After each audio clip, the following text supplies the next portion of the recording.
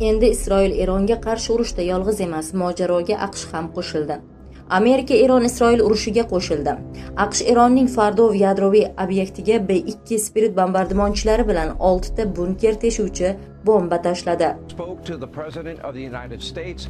I have some new information and breaking details to share about. Eron davlat televideniyasi orqali Qo'shma Shtatlarning Yaqin Sharq mintaqasidagi bazalari namoyish etilib, ularga zarba berish bilan tahdid qilindi.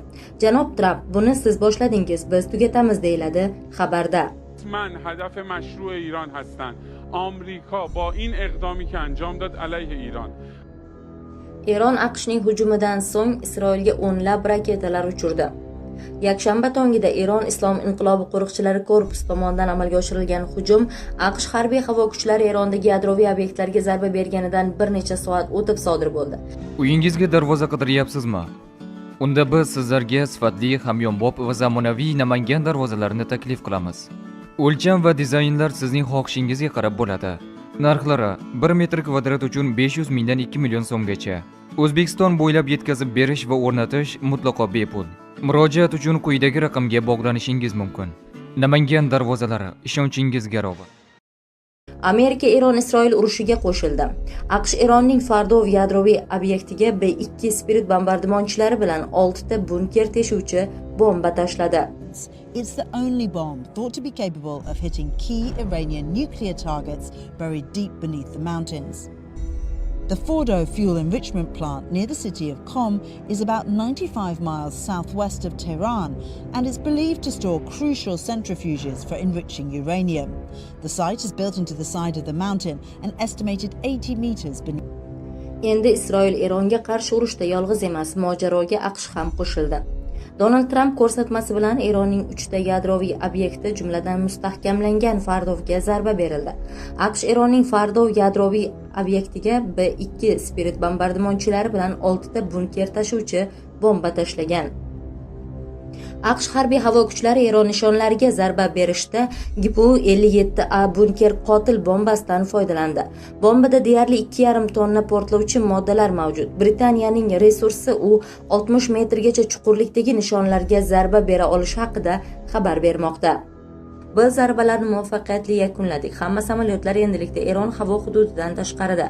Bombalarning to'liq yuklamasi asosiy nishon Fordoga tashlandi. Barcha samolyotlar endi xavfsiz tarzda ortga qaytmoqda. Buyuk Amerika jangchilarimizni tabriklaymiz. Bunday ishni dunyodagi boshqa hech bir harbiy kuch bajara olmasdi, deb yozgan AQSh prezidenti o'zining ijtimoiy tarmog'ida. AQSh Eronning Fordo yadroviy obyektiga B-2 Spirit bombardimonchilari bilan 6 ta bunker teshuvchi bomba tashlagan haqida xabar qilgan edik. Bundan tashqari yana 2 ta yadroviy obyektga 640 km uzoqlikdagi suvosti kemalaridan 30 ta raketa uchirilgan. Eron endi tinchlikni tanlashi kerak. Aks holda keyingi hujumlar bundan ham kattaroq va ancha oson bo'ladi.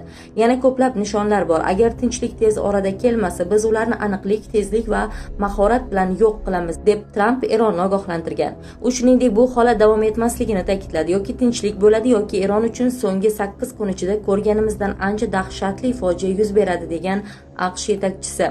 U Isroil bosh vaziri Benyamin Netanyahuga minnatdorlik bildirib, AQSh va Isroil bir jamoa sifatida ishlaganini aytdi. Men bosh vazir Netanyahuga minnatdorlik bildirmoqchiman. Biz bir jamoa sifatida, ehtimol ilgari hech kim kabi hamkorlikda ishladik. Bu Isroil uchun xavfni yo'q qilish yo'lida katta qadam bo'ldi. Isroil armiyasiga qilgan ajoyib ishi uchun minnatdorman, degan Trump. AQSh prezidentiga ko'ra, bu hujumlarning asosiy maqsadi Eronning yadro boyitish imkoniyatini tugatish va terrorizmning dunyodagi eng yirik homiysi tomonidan kelayotgan yadro tahdidini to'xtatish bo'lgan. Eron AQShning hujumidan so'ng Isroilga o'nlab raketalar uchirdi. Yakshanba tongida Eron Islom inqilobi qo'riqchilari korpusi tomonidan amalga oshirilgan hujum AQSh harbiy havo kuchlari Erondagi yadroviy obyektlarga zarba berganidan bir necha soat o'tib sodir bo'ldi.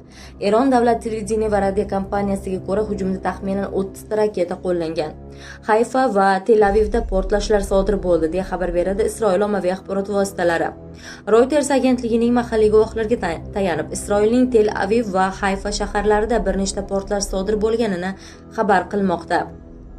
Portlashlar Quddusda ham eshitilgani aytilmoqda. Bundan tashqari, Eron Birlashgan Millatlar Tashkiloti Xavfsizlik kengashiga favqulodda yig'ilish o'tkazish talabi bilan murojaat qildi. AQShga qarshi barcha choralarni ko'ramiz, dedi Eron. Eron tashqi ishlar vaziri Abbos Aroqchi AQSh tomonidan mamlakatning yadroviy obyektlariga uyushtirilgan zarbadan so'ng Islom Respublikasi o'z manfaatlari va suverenitetini himoya qilish uchun barcha mumkin bo'lgan choralarni ko'rib chiqishini ma'lum qildi. Hujum uzoq muddatli oqibatlarga olib keladi degan u. AQSh xalqaro huquqni va yadro qurolini tarqatmaslik to'g'risidagi shartnomani buzdi.